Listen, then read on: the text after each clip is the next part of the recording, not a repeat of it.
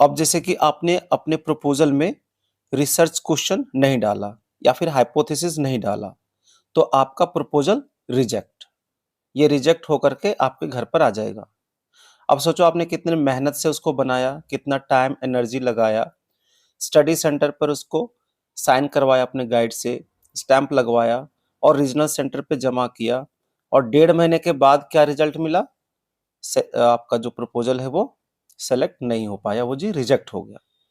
आप फिर से बनाओ, फिर से मेहनत करो, और 1.5 महीना गया आपका पानी में।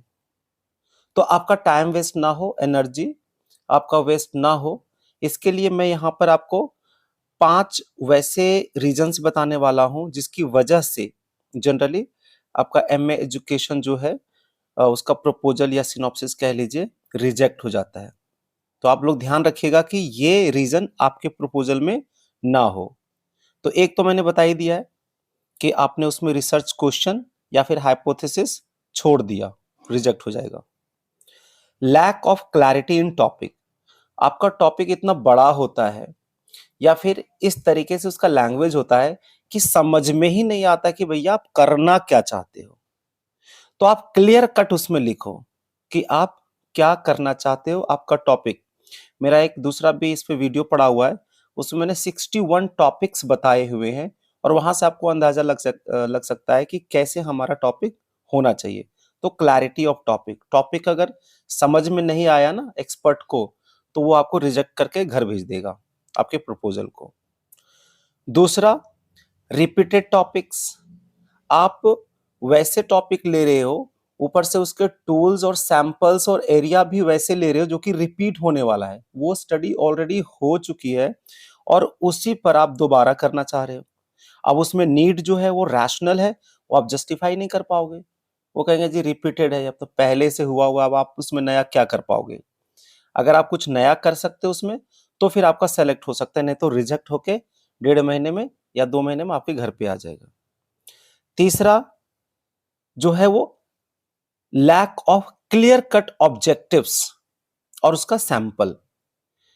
जो ऑब्जेक्टिव्स होते हैं उसमें आप क्लियर कट बताइए कि मैं क्या करूंगा इसमें, to find out, to explore, to know, क्या क्या हमारा उद्देश्य है इस रिसर्च प्रपोजल में, वो बिल्कुल क्लियर कट होना चाहिए।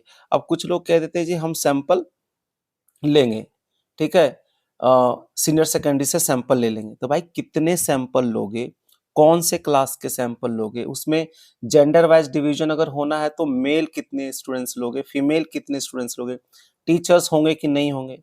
बस कह दिया सीनियर सेकेंडरी से हम सैंपल उठा लेंगे, तो सीनियर सेकेंडरी तो बहुत सारे लोग हैं, टीचर्स भी हैं, लड़कियां भी हैं, लड़के भी हैं, उनके पेरेंट्स भी इन्वॉल्व होंगे या नहीं होंगे। तो आपका जो सैंपल साइज है और सैंपल का जो कैटेगरी है सब कुछ क्लियर कट मेंशन करिए, नहीं तो फिर वही बात हो जाएगी ना, क्लैरिटी। एक प्रपोजल में ना क्लैरिटी बहुत जरूरी चीज है। अगर आपका टॉपिक क्लियर नहीं है, आपका रिसर्च का मेथड क्लियर नहीं है, आपका सैंपल क्लियर नहीं है, तो ये रिजेक्ट होने का बहुत ज्यादा चांस बन जाता है।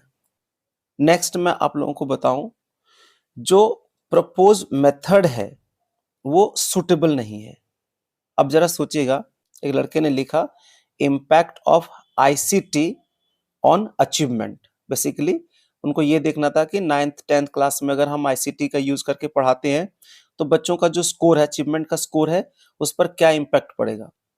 तो बताइए आप लोग कि क्या इस टॉपिक के लिए डिस्क्रिप्टिव सर्वे मेथड सुटेबल है क्या? बिल्कुल नहीं है। इसमें होना चाहिए pre test, post test, experimental research, ये इसका प्रपोज्ड मेथड होना चाहिए।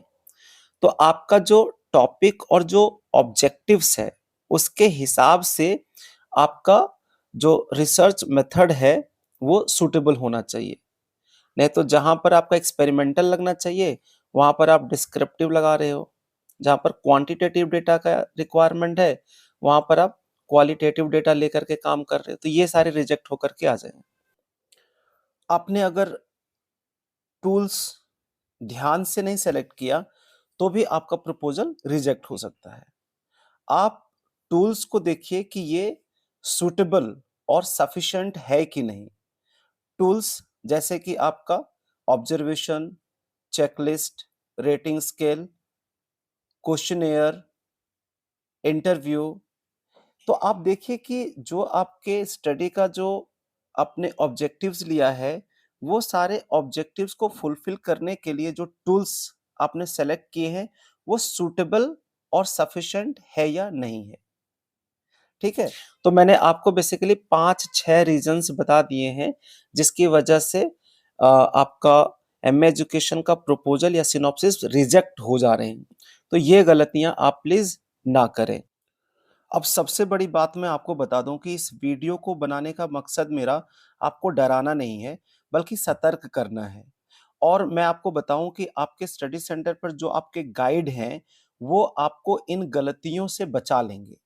आप अपने तरफ से सतर्क रहें और अपने गाइड के गाइडेंस में ही प्रपोज़ल बनाएँ और वही प्रपोज़ल आप वहाँ पे रीजनल सेंटर में सबमिट करें।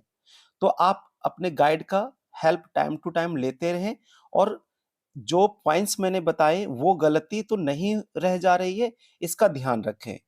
तो आप प्लीज़ बी हैप्पी, आपका मेहनत वेस्ट नहीं जाएगा। आप थोड़ा-सा सतर्क रह कर के अपना प्रपोज़ल तैयार करिएगा।